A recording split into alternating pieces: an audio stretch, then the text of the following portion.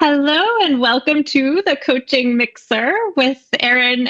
Oh no, how do you It's pronounce your okay. last name? Aquin. It's okay. It's Aquin. good. Finally, like a lot of people don't know. I was like, wait a minute, I've never said your last name before. Okay. Erin Aquin and Elena McCurden. My name is also often mispronounced. Yes, people say Elena, don't they? Or They Alana. say Ilana, Ilana, Alana. Yes, But it's Ilana. Elena, Yes, not yes. Elena, not Alana. Yep, Mhm. that's right. Elena and Aquin, not, how do people often pronounce your Aquin, name? Akeen, lots of ways. Akeen. Hmm. Mm-hmm. Yeah. Welcome. We are here to have a yummy drink and chat coaching. Yes. Yes. Welcome. What are you drinking today, Here's my Erin? thyme. Thyme is our secret ingredient. Ooh. It's deep in there. Yes. Yes. So we're doing mocktails today. Um, Mm-hmm. I have Seedlip, which is a non-alcoholic. I guess it's like a botanical, no alcohol liqueur, not a liqueur, some kind of, Ooh. I don't know. It's like gin, but not gin, whatever that is. Whatever we call it. It's some kind of a botanical shot that has no alcohol. Spirit Yes, of it's a some kind. spirit. It's a spiritless spirit. Excellent. And thyme from the garden, soda water, lemon, and I let the thyme bake in the sun with some honey today. Just get some an infusion of sun and healing. Thyme is a very healing herb, so I did a little potion today with all of those things. That sounds incredible. Also, I want to shout out that when you texted to ask which ingredient, I listed a few and you're like, I have everything because you're like a master gardener in my Not a mind. master gardener. They're all in the pot on my deck. What are My you time is from drinking? the store. So it's a bit less fancy than yours. It is soda water, or sparkling water. Yeah, just sparkling carbonated water and some muddled blackberries, a dash of lemon, a little bit of maple syrup because I was just in Canada and in honor of you, and then some thyme. Yeah, it's Amazing. tasty. Well, cheers. Cheers. Ah, Thyme's a tough one, though. I had to get Steve lovingly saw my drink. He was like, "Would you like me to strain that for you?" I made this one by myself, but he did strain it today. I am impressed. Yeah, mine, I just like committed to having lots of detritus in it. I was like, I'll just muddle the blackberries. I'm going to get seeds in my teeth. It's going to be glorious. So if you're watching on YouTube, yay! Yeah. If you're like, why does Elena have a black tooth? Maybe it's a blackberry I'll have seed. some time too. It's lucky viewers. Yes. Okay, so even though we're not drinking alcohol, I think we actually have some potentially very charged things to talk about today. Yes. So, oh yeah, there's the time. Yeah, chewing my drink here. Yeah, that's good. So I thought it would be fun for us to chat about what we think one of the most interesting questions facing the coaching industry today is. I don't know about you, Erin, but it seems to me like there's been a bit of a transition in the coaching industry in the past couple of years. A lot of, at least like in our corner of the coaching industry, a lot of the leadership has either dramatically evolved or actually just like changed. A lot of the big companies or the big voices in the coaching industry seem to have either like stepped away or changed pretty significantly. So I think I think that is indicative of maybe like some larger cultural shifts. And I just think it would be fun to chat about that. Yeah. And also just through the lens of like what you find most compelling and most interesting. Yeah, I love it. And I mean, I'm even curious when you say that, what are you seeing within your network, within your community, with just like the people you're observing? Because I think that some of it is actually really good news. I think it's actually made a lot of space for people who maybe felt like they didn't fit into a certain image of like the successful life coach and like what that was supposed to be and what that was supposed to look like, and therefore felt that they could never really become successful financially or build a community. And I sort of think like I think it's really good news that not everybody looks the same. Not everybody's building their business the same. Not everybody is kind of going after certain milestones the way that, at least in our corner of the coaching world, it seemed like we were really focused on as a collective. Yes, I totally agree. And I think like, I want to be clear. I think a lot of a lot of the people who've come to coaching now, who you're seeing really blossom in the industry, came through the people who were before. So like, I think it's absolute, like they were integral in laying the foundation. And I do think they're like, one of the most interesting questions I think is facing the coaching industry now is like, how do we, I don't want to say grapple with, or like maybe resolve, or like, how do we find like generative stuff in the tension between like individual, like the hyper individualistic, like this is about me and my image and my money goal and like what I want, and like a more collective, like what am I a part of? What worlds am I creating with my work?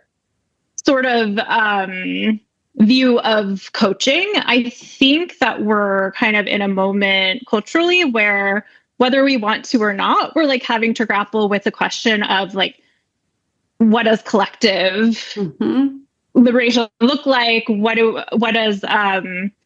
we building collectively? Yeah. In a way that I think some of the previous iterations of coaching success looked like, what am I selling? Like, what do you want to buy for yourself? Right. Like, what change do you want to buy for yourself? So yeah, I don't know if that's like similar to what you've been seeing, but that is something I find really exciting and interesting. Yeah. And I think it's such a natural evolution, because at least when I kind of started really thinking about coaching as a viable career pathway, it was like 2017, 2018. There were not a lot of people doing this. There certainly not a lot of people who were financially successful who were doing it. It was very much the narrative of like, you can't really do this and make a really great living. Like you can do this as a side hobby. It was kind of like similar to actually my experience as a yoga teacher, which I was very fired up about. Like, no, you can have a whole career and be a full-time yoga teacher if you want to be. But then because it wasn't a thing, I think the earlier people had to really forge the path and make the money goals and make the commercial success a really big part of what they did in order to give people confidence that others could do it. And I think that maybe like part of the issue for many people who followed that is that not everybody has we talked about resilience last time, but like not everybody has the will to be an entrepreneur. It is like, there's no instant gratification in running your own business. There's very few companies that are an instant success. And when it's something I think that's so personal to you and what you're offering, like you're coaching, like it's such an intimate thing that you're doing with someone, it can feel very personal to be rejected or to have a launch that doesn't go well. Like it can just feel so personal. It's not like selling a widget.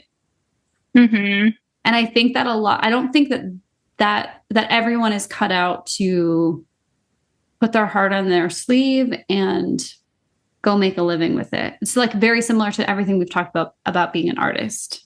Like there are people, everyone can make art, but not everybody is going to want to go through the painful reckoning of having that be criticized and shown in public and have people comment on it. Like, it is, I think I do stand by this, but I really think that business is this very spiritual practice because it reveals all of the unresolved stuff within us, all of the places that we have to grow, all of the things that we love about ourselves or don't love about ourselves. And it's a lot of exposure to people. So I think like the I don't know, it's like the hyper individualization and the straight up money goals and the marketing and all of the business stuff is just not everybody's cup of tea. Yeah. And we need it. It has to be, it has to be part of the picture. It shouldn't never be the whole picture, but I think it's a tricky thing to balance, like a heartfelt visionary message that you're putting out into the world and knowing that you still need to get paid to keep the lights on. Yeah. Which is why I think we're, like, to your point, why it was so valuable to have people demonstrate what a huge amount of success looks like through those means. And like that you can just sell something very concrete and like make a lot of money doing it and create a viable industry out of that. And why it's exciting now that it's like, okay, that's been tested and proven for the most part. And so now what do we do with it? Like, we can apply this to a lot of different things. We can apply this to a lot of different people with a lot of different goals in mind. And that's really exciting. Yeah. And I think that maybe what's tricky about that for some people who were hoping that they were going to be able to follow a pattern is we're at a point in the industry where I do think that we are going to have to innovate in ways most of us have never thought about. Like, just when you thought all you needed was to run a Facebook ad, well, now Facebook ads are hundreds of dollars per lead usually. They're not as effective as they used to be. Or maybe just morally, you don't feel like that is where you would like to put, where you want to invest your business's money. I don't do any paid advertising. I'm like really focused on relationship-based sales, but that's also really hard. You know, like that's not, I can't send 10,000 people a message if they're not already in my ecosystem. Right. So it's, I think that we have not actually seen what the next incredible way of reaching our ideal clients is. And it's not going to, and I think it's hard because it's not going to come from some other authority. It's going to come from within us as a collective, to your point. And not everybody's excited about that. Some people just want I remember when Facebook ads were like $5 a lead. And I was like, ooh, that's a little steep. Now I'm like, ooh, that's not what I have clients who use it very effectively for their businesses, but it is, you know, just so much more expensive, so much harder to target. Customers are smarter. You know, people are not fooled by a silly freebie that actually has no value. They're not going to be like tricked into responding to obviously an AI generated DM. We have smarter consumers and we have to respect them. I think that's great. And I think to some degree that was kind of always the case. Not the like, I mean, yes, consumers have always been smart people. I believe the people that I talk to are always very intelligent, but I think it's like to some degree always been the case that you can't really just follow someone else's path in this, at least in this field. Honestly, I mean, I guess I'm coming from the art field as well, where there was also the illusion that like you can work your way up in a certain way. And that's like not really true either. It's like it's a nice idea and it's a very appealing idea for a lot of reasons. And I held on to it for a very long time, but like that's just not really how you build a successful business. Yeah. So I think to some degree, yeah, there are tactics that you could use that no longer work, as I'm sure there are tactics and strategies now that people have adapted that you can probably try out. But if you want to have like an actual a stable, successful business, it has to be able to adapt. So like I think that was the case in 2017, just as it is now. Yeah.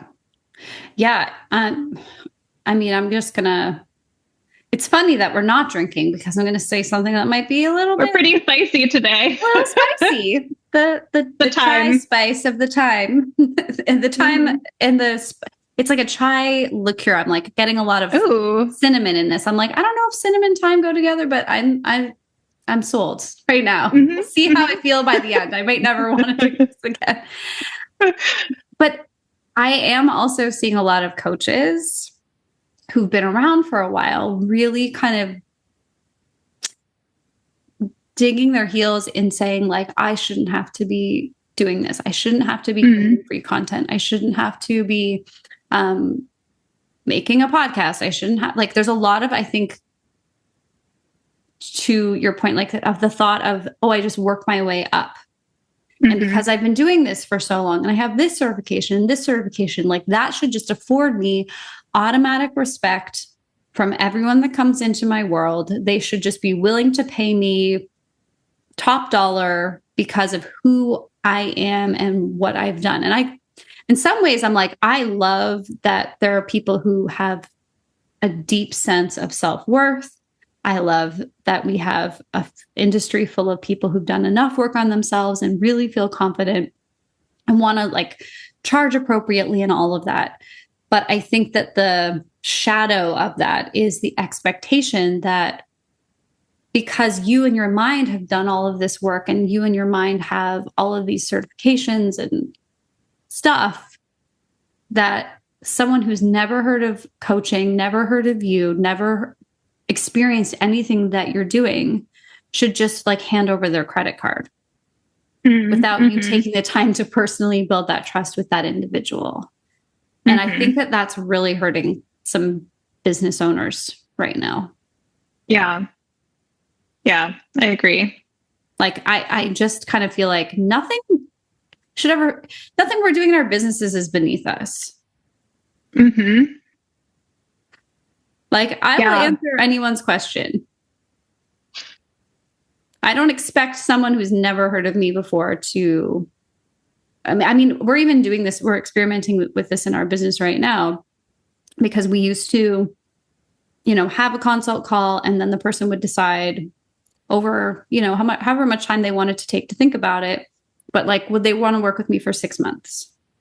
And at some point I was like, I don't love the fact that someone has a 50-minute phone call with me and then they have to decide if they trust me enough. Like, that seems like a big commitment.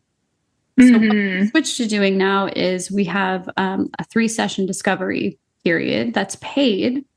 It's a slight discount from what I normally charge, but then the person gets to actually experience the support in between sessions. They get to experience 3 actual interactions. And then from there, if they like it, then we go on. If they don't, we don't. If they need something different, if they're like, you know what, I think I really need individual like retreats. I need a retreat once a month, or I need a retreat once a quarter. We can kind of create something a little more customized. And that has been really that's been working really well in a world where there are still people who are like, no, someone has to make a decision on the phone with me after talking to me for 20 minutes about whether they're going to pay me tens of thousands of dollars and work with me for 2 years. Like, yeah. That used to work unabashedly, sometimes. I'm just like, It's not the cocktail. She's not making that sound because of her drink. I'm not making the sound because of the cocktail. And I don't know if this is a spicy opinion, but I'm fine with it. Like, I've always been allergic to that sort of, because that's not how I make decisions. Me neither. I mean, that's like my observations on the coaching industry are just like from what I'm experiencing right now. I'm noticing like in my life, I'm less interested in the goals that I used to have. I'm more interested in how do I make a better world and how do I use these tools to make a better world? Like that's what is compelling to me right now. And I don't know, I've been in like a kind of a coaching existential crisis for the past year. So I'm not saying like to adopt, this is like a business model that you should adopt, but like, I think that people like what they're excited about, what they're interested in has changed. And I mean, to your point, like people are not necessarily they don't have a lot of money just to throw around to try something that they haven't tested. I think there's maybe more of an awareness as well, which I think is an amazing thing of the clients like how they're experiencing the coach and an understanding that maybe not every coach is for everyone and how they feel in every session matters. Like, I think that's a beautiful thing. So anything that we can do to like empower the client more, I think is a good thing. Yeah. Yeah. I mean, the other part of that too is I think that a lot of people have horror stories about coaching. Yeah. And like a lot of people who are still seeking coaches have often already worked with someone who was not great, was great at sales. And then as soon as that person was paid, did not deliver. Yeah. I remember hiring a coach. You're not going to believe this. I can't believe I'm going to share this with everybody. I hired a coach. I worked with them. They were okay.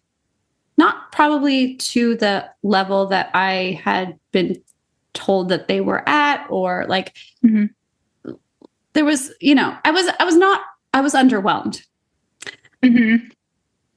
But on one session, the person, speaking of what's in our teeth, was picking their teeth with a toothpick during our call. No. Like a flosser on our coaching call. What? What? Yep. And cleaning their teeth. What? Yes. On a Zoom call. I'm like trying to think of like how that happens. I don't know how. I mean, I don't know how I let it happen. Like I probably should stop. I'm not saying like no. I mean, like this is not on you. Well, I mean, I was a really new coach. I was a new business owner. This person was really good at sales, but then I realized really quickly that most of the session it was that person talking about themselves. And on another call, this person, I hope this person never listens to it. Whatever. If they do, then maybe it's a reflection. And maybe it'll be like, oh yeah, I did that. And I'm here when you want to send me an email and apologize. They also said on another coaching session, wow, I feel like I got coached by you. That was so great. They said that to me, their client who was paying them. You're like, so do I get this money back? I did not continue working with that person to my credit at the time. But I think that experience, that's a pretty drastic thing. I cannot imagine. I will drink a glass of water if my throat is dry. I'll have a little sip of water, but I try not to do anything that's not 100% focused on the person in front of me. But I've had clients tell me that, they would do phone calls with their coach and they could tell they were like washing the dishes in the background or like doing errands around the house. And so like knowing that, I also feel like a duty to kind of bring back some integrity into what we do and not just focus on how slick is the sales, how great is the marketing, but like how much can I actually be present with this person in front of me and respect what they're bringing me and not friggin' pick my teeth. I will never forget that. That is haunting. That is behavior I do not like to be around, like on public transit, let alone with my coach. Yeah. Yeah. Wow. I'm very sorry that happened to you. but it was like such a good learning. Like, I mean, honestly, this is the mindset shift. I'm like, the $10,000 learning for me in that coaching relationship was like a whole bunch of things not to do, because the person was not a bad coach. They were just really more into whatever was going on for them. I was just another cha-ching on the cash register. I was not like, they were only invested in me getting my goal so that they could sell me the next package. Like, it was so clear that this person was not interested, and maybe they were burnt out or whatever, but like, I think that is an issue with sometimes coaching, is like, we forget that like the person is not, the client in front of us is not like fodder for our story and our marketing and our stuff. They're like, we're actually there to serve that person. And I say that as someone who has written books that have included client stories. I've only ever done that with permission, or with like an anonymous, very vague. So only the client that I'm talking about would know that it's about them, and it's something about like how they inspired me, but not like, here I am, I'm such a great coach. Like, let me pick my teeth. There you go. You weren't expecting that today. Thank you for sharing that. Yeah.